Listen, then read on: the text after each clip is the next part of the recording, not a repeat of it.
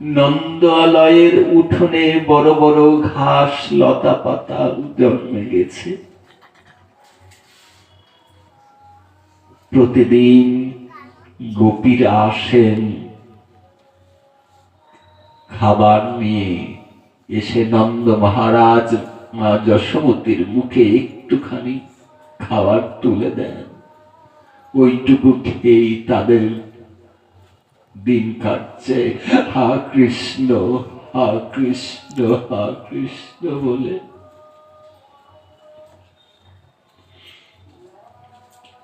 মা যশোমতী উদ্ধবকে বলছেন, ও কানহা তুই এসেছিস বাবা, তোর মায়ের কথা বুঝি আজ মনে পড়লো? আয় আয় বাবা আয়। উদ্ধবজি বলছেন, আমি তো আপনার কৃষ্ণ নই গো মা, আমি উদ্ধব, আমার তোমার কৃষ্ণের আমি রাজ পণ্ডিত, আমি সখা বন্ধু। আমার কৃষ্ণ আসেনি কেন? উদ্ধবজি বলছেন, আপনার কৃষ্ণ রাজ কার্যে বড় ব্যস্ত, তাই আমাকে পাঠিয়েছে আপনাদের কুশল জানতে। আমার কৃষ্ণ আমাদের ভুলে গেছে না? ভুলবেই তো। সে তো মথুরার রাজা হয়েছে, রাজ সিংহাসনে বসে আছে, রাজ পণ্ডিত হয়ে গেছে, স্বর্ণের সিংহাসনে বসে আছে।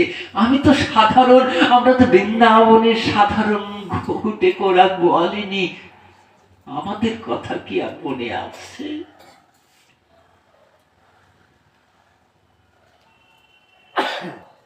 আমার কৃষ্ণ বুঝি আমার কথা বলে না উদ্ধব? তার মাকে বুঝি মা বলে আর ডাকে না? আমার কৃষ্ণ বুঝি আর ননি ক্ষেত খাই না? উদ্ধবজি বলছেন, আপনার কৃষ্ণ সত্যি ননি খায় না।